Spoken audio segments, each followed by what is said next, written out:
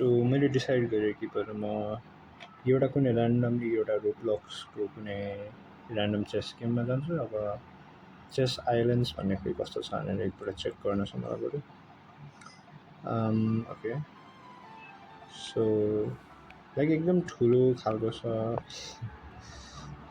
त्यो यो फिजिकली त्यो मुभ गर्ने चाहिँ अलिकति मलाई सुरुमा अलिकति कन्ट्रोल गर्न अजिब लागिरहेको थियो। त्यही फर्स्टमा चाहिँ त्यही मलाई थाहा थिएन कि यो 2D बोर्डमा नि गएर नर्मल अनलाइन चेस खेल्ने सेटअपमा जान सक्छ। त्यहाँबाट फर्स्ट गेममा चाहिँ मैले यत्तिकै ट्राई मात्रै गरिरहेको छु, लाइक फर्स्ट गेममा। अनि प्रब्ली अगाडिको मान्छे होला मेबी लाइक 1400 समथिङ, प्रब्ली त्यस्तै होला।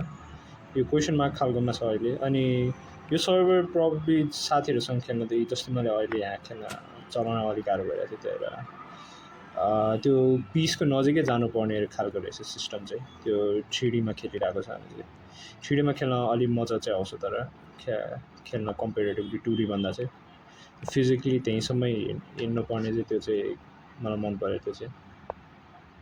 ओके, सो लाइक मैले यही एकदम सिम्पल पोजिसन छ क्यासल गरेर त्यही ब्ल्याकको किङ क्यासल गर्न पाएको छैन, मैले पाइरहेको छु।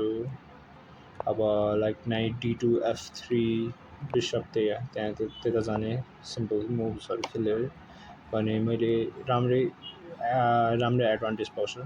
अनि लाइक किङभित्र नि गयो, त्यहाँबाट त्यो 8को रुक काइन्ड अफ स्टक नि भएको छ। त्यही भएर त्यही अब म त भन्छु कि लाइक यहाँ फुल्ली chess.com जस्तै ग्राइन्ड त्यो हुन्छ त गर्न भन्दा नि साथीहरूसँग यत्तिकै हुन्छ त मजाको लागि मात्रै खेल्ने भन्ने मात्रै हो कुरा। अनि त्यही फाइनल पोजिसनतिर चाहिँ मैले यो अब यहाँसम्म पुगिहाल्यो। अनि त्यही सिम्पल पन पुस गऱ्यो अनि सकिहाल्यो। लाइक प्रिटी इजी गेम थियो ओभरअल। मेरो अपोनेन्टले ब्लन्डर नि गर्यो। एकपल्ट मैले एनालाइसिस चाहिँ एकपल्ट हेरेको कस्तो गर्दो रहेछ यो गेममा चाहिँ कस्तो छ भने एनालाइसिस नै अलिक काइन्ड अफ स्टक चाहिँ हुन्छ, तर लाइक युजेबल चाहिँ छ, तर स्टिल लाइक नराम्रो चाहिँ छैन त्यस्तो आई वुड से स्टिल। अनि त्यही त्यो अपोनेन्टले यत्तिकै ट्रेड गर्न थालेको थियो। अनि त्यसपछि उसले आफ्नो बिसप एउटा पोइन्टमा ब्लन्डर नि गरेको थियो। अनि पछि एउटा ट्याक्टिकले गर्दा मैले रुक पाएको थिएँ। त्यही भएर त्यो मैले अहिले चाहिँ लाइक सिम्पली एनालाइसिसमा चाहिँ चेकआउट गरेँ एकपल्ट कस्तो छ भनेर। यो ERR भनेर चाहिँ मलाई थाहा छैन के हो त्यो चाहिँ। अनि ओके, 162 इलो बढ्यो मेरो यो गेमबाट। अनि मैले अझै खेल्न खोजेको थिएँ, तर ओके लाइक कन्टिन्यू गरिहालेँ त्यसपछि पछि। यो चाहिँ लाइक मलाई कति कुर्नु पऱ्यो, लाइक प्रब्ली 15 सेकेन्ड जति कुर्यो अनि मेरो म्याचिङ आयो।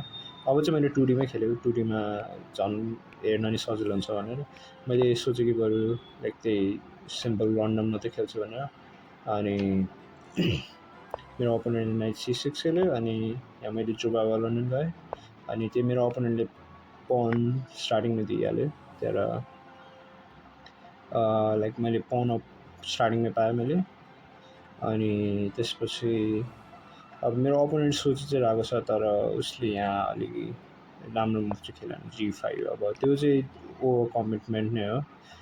किङ साइडको पन अति विक भइसक्यो। अनि फ्युचरमा मैले अट्याक गर्ने पोसिबिलिटी छ। प्रब्ली D4 खेल्न राम्रो मच बेटर मुभ हो D4 खेल्न।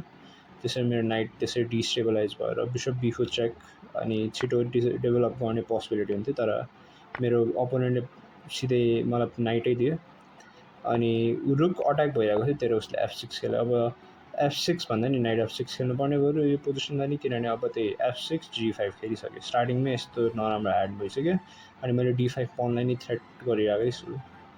तर मलाई थाहा भइसक्यो कि यो अपोनेन्ट नि विकै छ, तर मैले त्यस्तो सिरियस खेल्नु पर्दैन मलाई थाहा भइसक्यो यो पोइन्टमा आएर।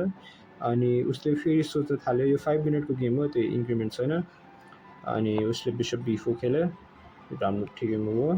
अनि मैले त्यसपछि अलिकति सोचेँ अनि क्विन D4 खेल्यो। अब यहाँ गर्न मिल्छ कि एउटा C5 D4 खेल्न सकिन्छ, त्यो पोसिबिलिटी छ। अनि C5 नै खेल्यो एक्चुअली मेरो अपोनेन्टले, तर मसँग क्विन D3 खेल्यो यो पोजिसनमा ठिकै छ, कम्प्लिटली फाइन छ।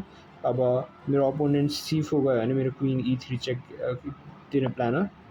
अनि फेरि अपोनेन्टले मलाई एउटा पिस दियो अनि मलाई लाग्थ्यो कि यो पोइन्टमा D4 खेल्छ होला, तर D4 खेलेन अनि क्विन ब्याक गयो। अब D4 खेल्यो भने A3 खेल्छ अनि मैले सिम्पली त्यो भनेको एउटा पिस स्ट्रेट मात्रै हो, तर मेरो अपोनेन्टले डाइरेक्ट नाइट त्यसरी खाइहाल्यो अनि मैले अब simply night D2 night F3 खेलेँ अनि त्यसपछि अब टेक्स नै गरिहालेँ। अनि अब मसँग आइडियल सेटअप पाइसकेँ, E3 खेल्यो, त्यसपछि बिस्तारै खेल्दै गयो भने म यो गेम इजिली जित्छु।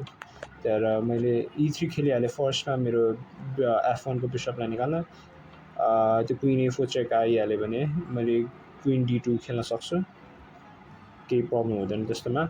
अनि अब म चाहिँ यो बिसपलाई E2 मा राख्नु भन्दा नि अलिकति बेटर स्क्वायरमा राख्नु थियो, त्यही भएर क्विन B5 चेक फर्स्टमा थियो। अब मेरो बिसपलाई मेबी म D3 मा राख्न सक्छु अर C4 मा राख्न सक्छु। अब मेरो अपोनेन्टले F7 मा राख्यो, F8 मा राख्यो भने चाहिँ म D3 मै राख्थेँ होला, तर F7 मा राखेर मैले बिसपलाई C4 मै राख्न प्रिफर गरेँ। अनि अब त्यो नाइट बेसिकली मैले पाइसकेँ अनि मेरो अपोनेन्टले त्यसपछि फेरि सोच्न थाल्यो, तर लाइक रिलेटिभली अघिको भन्दा चाहिँ विकर नै थियो भन्छ अपोनेन्ट, यो अपोनेन्ट चाहिँ। तर अघिको वालामा मैले लाइक सिम्पल ट्रेड मात्रै गर्दै एकदम भन्छ त नन कम्प्लिकेटेड खालको गेम बनाएँ अनि इजिली चेकमेट गरेँ यो गेम। त्यही अब गेमहरू लाइक फ्यु गेम्सहरू खेलेँ, मैले 3 गेम्स मात्रै खेलेको थिएँ अनि लाइक यो ट्राई आउट गरेपछि अझै अरू पनि छ, त्यही अब मैले अघि देखाइसकेको थिएँ स्टार्टिङमै। अरू गेम्सहरू पनि छ यो चेस आइल्यान्ड्स बाहेक नि, तर मलाई चाहिँ यो 3D भएला चाहिँ मलाई त्यही भएर मलाई मन पऱ्यो यो चाहिँ। त्यो अर्कोवाला पनि थियो मैले देखेको, तर त्यो अलिकति तिनीहरूमा चाहिँ अलिकति अजिब देख्छ जस्तो लाग्थ्यो। त्यो अब यसरी अरूको गेम्सहरू नि हेर्न चाहिँ मिल्दो रहेछ अनि लाइक यहीँबाट अरूलाई च्यालेन्ज नै गर्न मिल्छ। यसमा ब्ल्याक जित्दो रहेछ अनि अर्कोमा वाइट जितेको रहेछ अनि